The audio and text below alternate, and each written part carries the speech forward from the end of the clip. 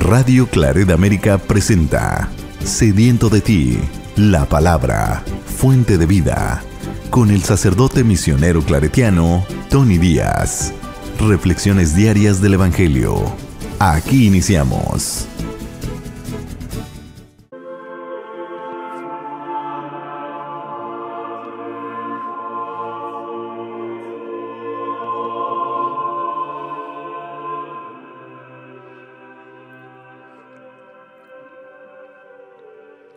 Bienvenidos, hermanos, a nuestras reflexiones bíblicas de las lecturas del día. Hoy es lunes de la Semana Santa. Hoy damos comienzo a esta temporada que celebra la reina de las solemnidades de nuestra Iglesia Católica, de nuestra tradición cristiana. Celebramos la pasión, muerte y resurrección de nuestro Señor Jesucristo. Sin la resurrección no hay cristianismo. Es en este evento donde Dios vence no solamente el pecado, sino la muerte misma. Y en esta victoria de Dios, en la resurrección de su Hijo amado Jesucristo, nuestro Señor y Salvador, aquí en Él, en esta victoria, tenemos también nuestra nueva vida en Él. La temporada de Cuaresma nos ha acercado y nos ha preparado para entrar a esta Semana Santa, en la cual somos llamados a entrar a este gran misterio también para ser liberados, para ser desencadenados, para pasar de la oscuridad a la luz, para entrar a la nueva vida que Dios en Cristo nos ofrece. La primera lectura de hoy viene del profeta Isaías, capítulo 42, versículos 1 al 7. Esto dice el Señor: miren a mi siervo, a quien sostengo, a mi elegido, en quien tengo mis complacencias. En él he puesto mi espíritu, para que haga brillar la justicia sobre las naciones. No gritará, no clamará, no hará oír su voz por las calles. No romperá la caña resquebrajada, ni apagará la mecha que aún humea. Promoverá con firmeza la justicia. No titubeará ni se doblegará hasta haber establecido el derecho sobre la tierra y hasta que las islas escuchen su enseñanza. Esto dice el Señor Dios, el que creó el cielo y lo extendió, el que dio firmeza a la tierra, con lo que en ella brota, el que dio el aliento a la gente que habita la tierra, y la respiración a cuanto se mueve en ella. Yo, el Señor, fiel a mi designio de salvación, te llamé, te tomé de la mano, te he formado y te he constituido alianza de un pueblo, luz de las naciones, para que abras los ojos a los ciegos, saques a los cautivos de la prisión y de la mazmorra a los que habitan en tinieblas. Palabra de Dios. El salmo responsorial es el Salmo 26 y el responsorio es: el Señor es mi luz y mi salvación. El Señor es mi luz y mi salvación. El Señor es mi luz y mi salvación. ¿A quién voy a tenerle miedo? El Señor es la defensa de mi vida. ¿Quién podrá hacerme temblar? Cuando me asaltan los malvados para devorarme, ellos, enemigos y adversarios, tropiezan y caen. Aunque se lance contra mí un ejército, no temerá mi corazón. Aun cuando hagan la guerra contra mí, tendré plena confianza en el Señor. La bondad del Señor espero ver en esta misma vida. Ármate de valor y fortaleza, y en el Señor confía. El Señor es mi luz y mi salvación.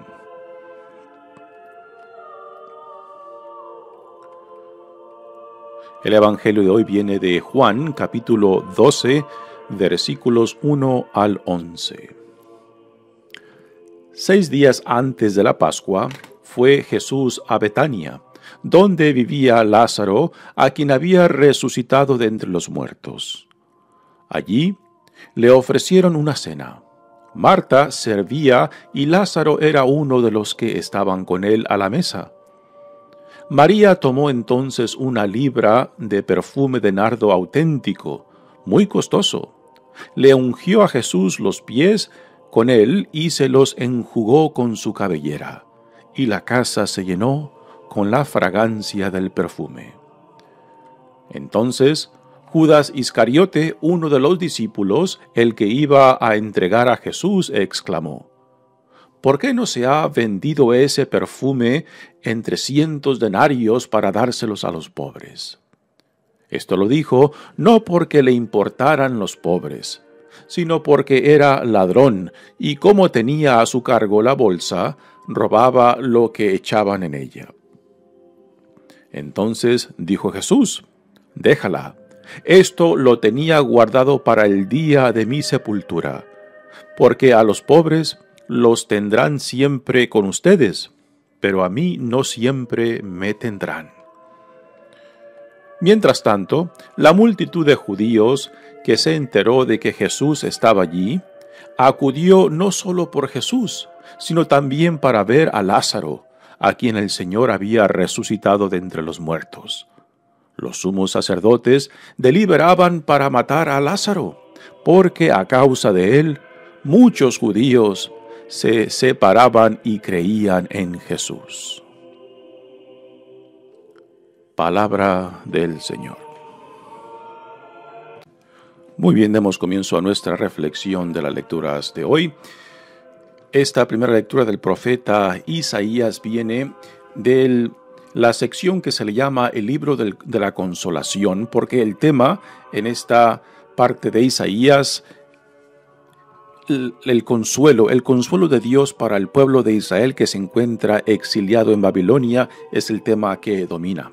También a esta sección se le llama el segundo libro de Isaías.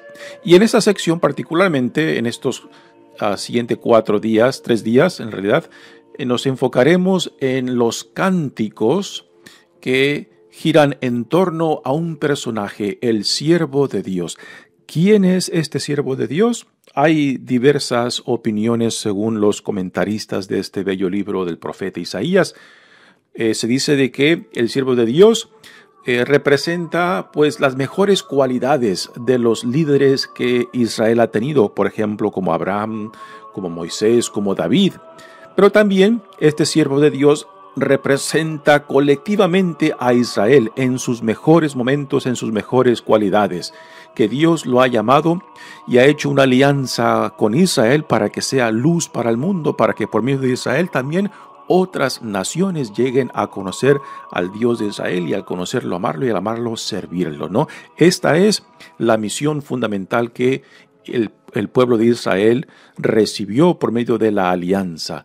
No fue escogido simplemente para sí mismo, sino para que fuera luz para las naciones, y es un tema que resalta en esta lectura. En la iglesia, pues hemos aplicado estos cánticos del siervo de Dios y se lo hemos aplicado a Jesús porque pues reflejan con gran precisión la vida misma de Jesús, del siervo sufriente que en obediencia a la voluntad de Dios Padre, pues tiene que poner toda su confianza en lo que Dios le pide. Que Dios no lo forza, sino que Jesús, totalmente identificado con la voluntad del Padre, pues tiene que callar. Tiene que asumir la posición y la situación de un siervo que está totalmente identificado con la voluntad de aquel quien lo ha enviado. Y que aunque sufre y aunque es despreciado y aunque es bofeteado, pues no renegará, porque a últimas el mensaje central tanto de Isaías en torno a esta imagen del siervo sufriente como de Jesús es de que la justicia triunfará, de que el amor triunfará, de que la voluntad de Dios se impondrá aún sobre la violencia del mundo que recae sobre el siervo de Dios y también sobre el Hijo de Dios en Jesucristo. Y esta es una revelación que nos confronta. Si estamos verdaderamente convencidos de que el amor triunfará, de que la justicia de Dios se impondrá, de que la misericordia reinará. La mayoría de nosotros nos cuesta trabajo, nos cuesta gran dificultad aceptar esto y convencernos, porque queremos ver los resultados de tanto de la justicia de Dios como de su misericordia, como de su amor en nuestro tiempo, en nuestro momento, ¿no? Pero Dios nos pide, como Dios también le pidió a su Hijo amado Jesucristo, que confiara en su voluntad. Y es en esto en lo cual la historia de la salvación está fundada, ¿no? En la fe y la convicción de que la justicia de Dios triunfará. El amor y la justicia y la misericordia reinarán. Esto es en lo cual Jesús se confió.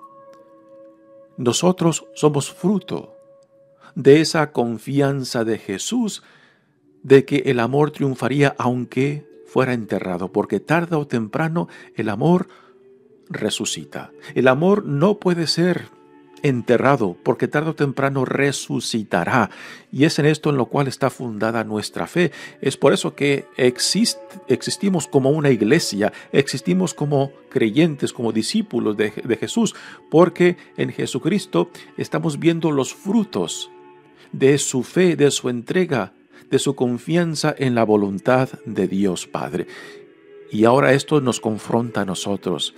Si al entrar a esta Semana Santa estamos dispuestos también a confiar que la justicia de Dios se impondrá, de que la misericordia, la compasión y el amor de Dios reinarán, aun cuando nosotros mismos quizás no podamos ver los frutos de esto.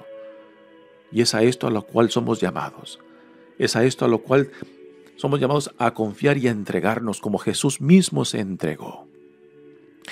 Dice la primera lectura del profeta Isaías: Esto dice el Señor, miren a mi siervo a quien sostengo, a mi elegido en quien tengo mis complacencias. Esto el profeta Isaías lo dice acerca de Israel como una colectividad, como también hace referencias a cierto misterioso siervo de Dios, que también lo podemos ver reflejado en las figuras como de un Abraham, como de un Moisés, como de un David, ¿no? Y también nosotros ahora como Iglesia de Cristo, pues vemos esta lectura del profeta Isaías que se aplica muy bien, muy justamente a la persona de Cristo. Y particularmente estas palabras cuando dice, en quien tengo mis complacencias. Recordamos en el bautismo de Jesús, cuando Dios, después de su bautismo, Él dice, tú eres mi Hijo amado, este es mi Hijo amado en quien me complazco. Jesús es el Hijo de Dios que se hace someter al bautismo de Juan el Bautista. Y Dios en ese momento revelatorio dice, este es mi Hijo amado en quien me complazco. Dios se complace en su Hijo Jesucristo. Jesús no ha hecho nada todavía, no ha hecho ningún milagro, no ha expulsado a ningún demonio, no ha predicado ningún sermón, pero igualmente Dios le dice, en ti me complazco. ¿Por qué? Simple y sencillamente porque es su Hijo y su Hijo amado. A ustedes que son padres de familia, papás y mamás, ¿por qué aman a sus hijos? ¿Porque son santos? ¿Porque son perfectos? No. Los aman porque son suyos, porque son parte de su propia y misma esencia, ¿no? Pues igualmente lo que Dios le dice a Jesucristo en su bautismo, igualmente nos lo dice a nosotros. Tú eres mi hijo, tú eres mi hija amada en quien me complazco. Simple y sencillamente porque somos suyos. Y porque somos suyos, quiere que lleguemos a la plenitud de la vida para la cual hemos sido creados, ¿no? Y cuando esta plenitud de vida se frustra, ya sea por el pecado, ya sea por nuestro rechazo, ya sea por simplemente darle la espalda a Dios, Dios como nuestro Padre, como nuestro Creador, como nuestra Madre, si quieres, viene a nuestra salvación, viene para salvarnos de nosotros mismos, viene para rescatarnos aún de nosotros mismos, para regresarnos esa dignidad que quizás hemos pisoteado, esa dignidad que quizás hemos rechazado, ¿no? Pues este cántico de Isaías, el primero de 4, lo estaremos leyendo el resto de estos cánticos en esta Semana Santa. Dice, en él he puesto mi espíritu para que haga brillar la justicia sobre las naciones. Aquí está la misión universal de Israel, que también recae sobre nosotros. La iglesia no existe para sí misma, la comunidad cristiana no existe para sí misma, existe como sacramento para el mundo, para que por medio de nuestro testimonio de vidas otros también lleguen a conocer a Dios y al conocerlo amarlo y al amarlo servirlo. Esta es nuestra vocación por excelencia y esto el profeta Isaías lo dice del siervo sufriente de Dios, como también lo decimos de Jesucristo, como también se dice de nosotros. No gritará, no clamará, no hará oír su voz por las calles, no romperá la caña resquebrajada, ni apagará la mecha que aún humea. La caña resquebrajada, la mecha humeante, son símbolos de debilidad, de personas frágiles, heridas, vulnerables. Dice, y el siervo sirviente no oprimirá, no se aprovechará de esta debilidad. Todo lo contrario, las levantará, las sanará y las reconstituirá a la vida que Dios nos llama en él. Promoverá con firmeza la justicia, no titubeará ni se doblegará, hasta haber establecido el derecho sobre la tierra y hasta que las islas escuchen su enseñanza, o sea que hasta que el mensaje se extienda por toda la creación, por todo el mundo.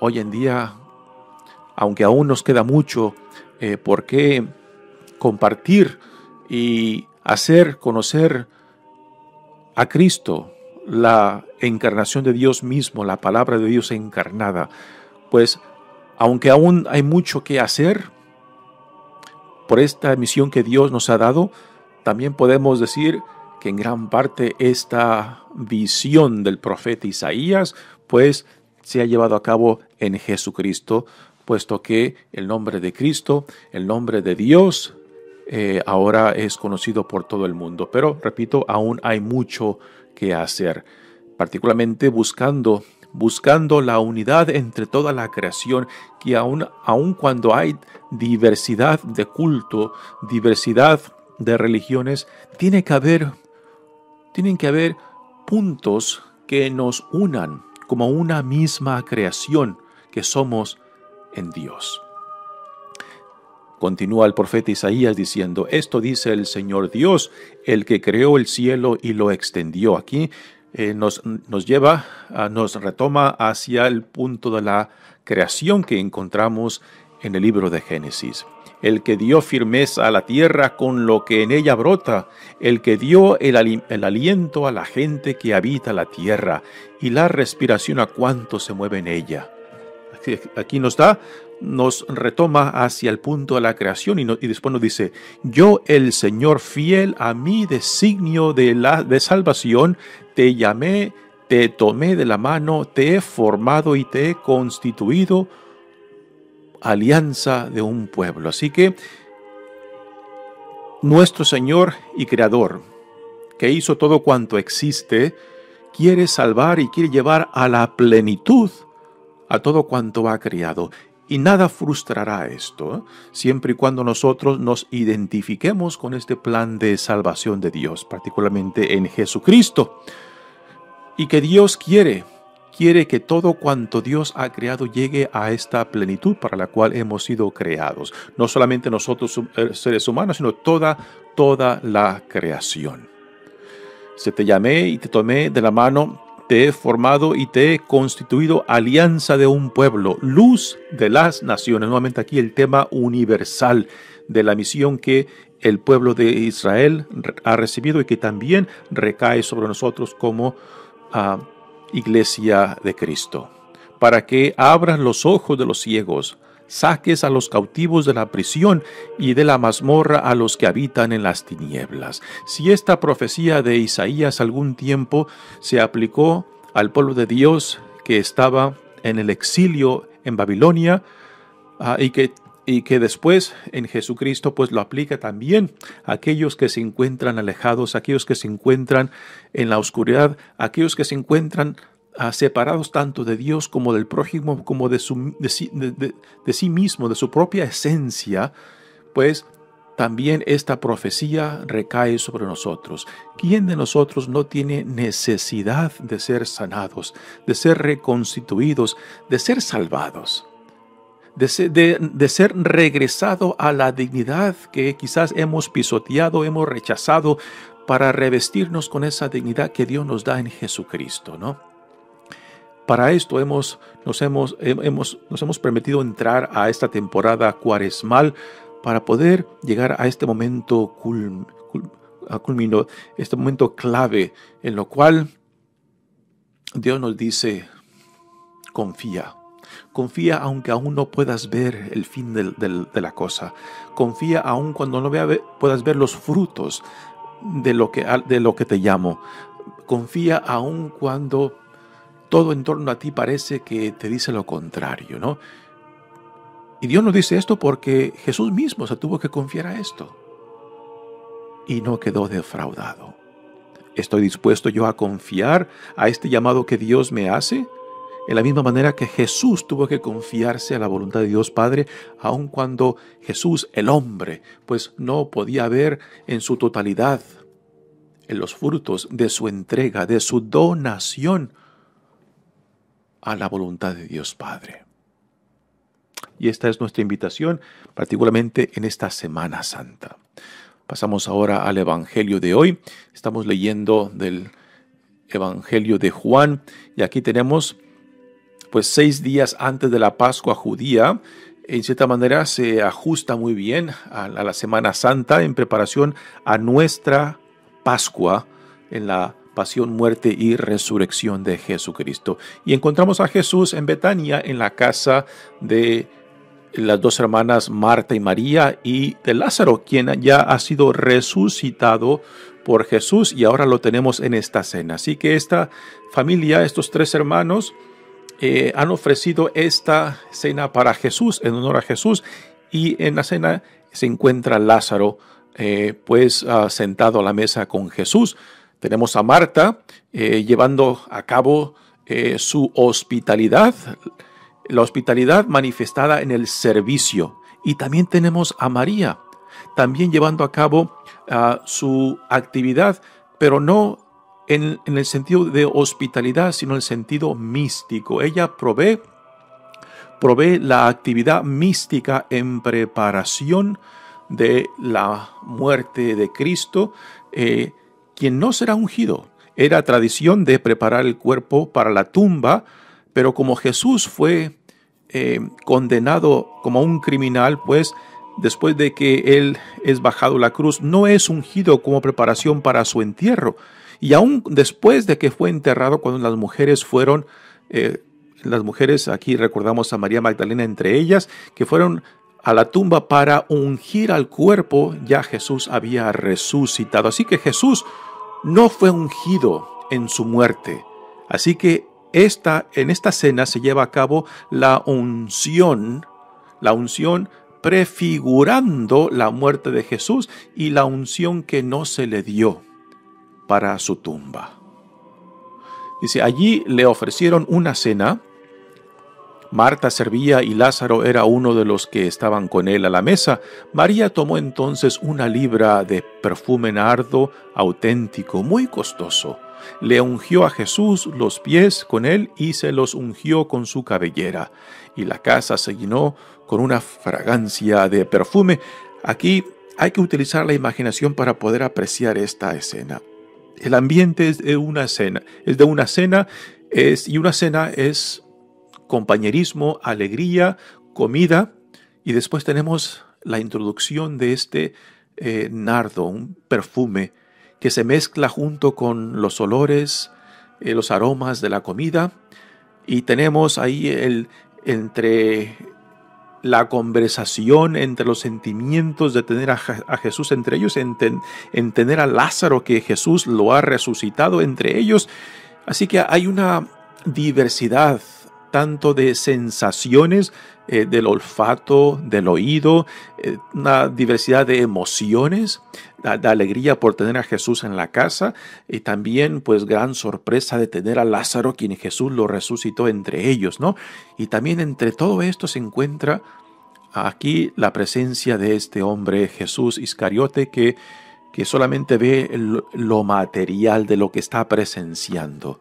Y aquí, por medio de Judas Iscariote, se nos da una crítica, pues digamos, materialista de lo que María está llevando a cabo. Pero no hemos de ser tan duros con Judas Iscariote de que era solamente un hombre interesado, porque tanto como Judas como el resto de los discípulos tampoco entendieron a Jesús, y no fue hasta después de la resurrección que llegaron a entenderlo, ¿no? Así que yo creo que es fácil juzgar duramente a Judas por no entender a Jesús, pero igualmente el resto de los discípulos tampoco entendieron a Jesús. Entonces Judas Iscariote, uno de los discípulos, el que iba a entregar a Jesús, exclamó: ¿por qué no se ha vendido ese perfume en 300 denarios para dárselos a los pobres? Esto lo dijo no porque le importaran los pobres, sino porque era ladrón, y como tenía a su cargo la bolsa, robaba lo que echaban en ella. Recordemos que es aquí el evangelista quien está dando comentarios sobre las intenciones de Judas. Ahora, ¿Juan sabría leer el corazón de otros como lo hacía Jesús? No sabemos, pero no hemos de perder de vista que este es un comentario del evangelista sobre las intenciones de Judas, ¿no? Repito, es para nosotros desde esta distancia de más de 2000 años, pues se nos hace muy fácil pasar juicios sobre Judas cuando no sabemos claramente cuáles eran las intenciones, aun cuando Judas entregó a Jesús, si lo entregó por malicia, por interés, o si lo entregó por otra motivación, por ejemplo, de acercar a Jesús a aquellos que tenían autoridad para que Jesús fuera aceptado. No sabemos en realidad. La cosa es de que históricamente a Judas le hemos pasado un juicio que para mi entender, no sabemos las intenciones que lo movió, pero lo hemos juzgado de esta manera. Entonces dijo Jesús: déjala, esto lo tenía guardado para el día de mi sepultura, porque a los pobres los tendrán siempre con ustedes, pero a mí no siempre me tendrán. Así que Jesús aquí está nos dando a entender que la acción de María está prefigurando lo que él vivirá y lo que le pasará, y que su cuerpo pues no será ungido para su tumba, y que por tanto esto es lo que María está haciendo. Y ahora vienen las otras voces, la otra presencia de la malicia, en medio de esta escena de alegría, de gozo, de comida, también el perfume que también en cierta manera representa el incienso de este momento sagrado en la cual Jesús está compartiendo con sus amigos y con sus discípulos, ¿no? Podemos figurar esta cena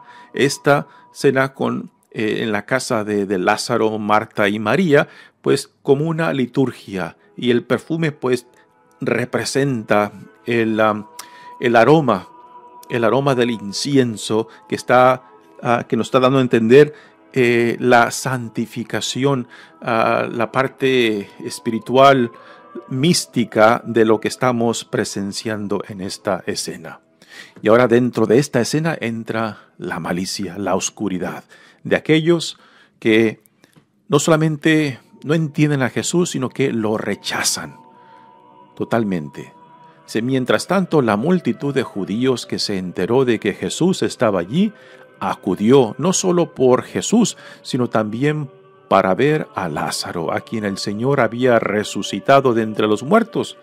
Los sumos sacerdotes deliberaban para matar a Lázaro, porque a causa de él muchos judíos se separaban y creían en Jesús. Así que aquí se está intensificando cada vez más la persecución de Jesús y ahora también la persecución de Lázaro, puesto que a causa de su resurrección otros han llegado a creer en Cristo.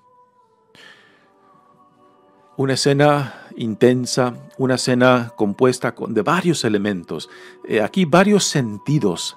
Sentidos entran del olfato, el oído, también el paladar por la comida y también emocionalmente, pues es una escena con mucha intensidad, con alegría, con gusto por la presencia de Jesús como de Lázaro y también después esta presencia de malicia, de querer destruir no solamente a Jesús, sino también a Lázaro, porque lo ven como también causa y motivo del por qué muchos han creído en Jesús.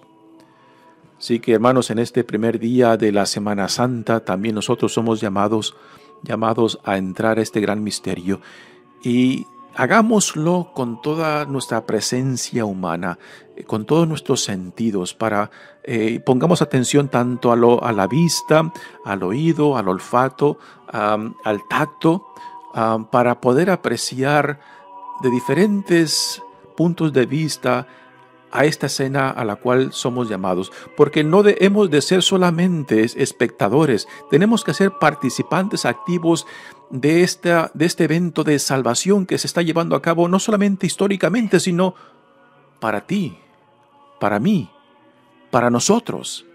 Porque si esta celebración solemne que estamos ya entrando para celebrar no nos toca en lo más fundamental de nuestra existencia, entonces ¿por qué celebramos? ¿Por qué repetimos estas escenas?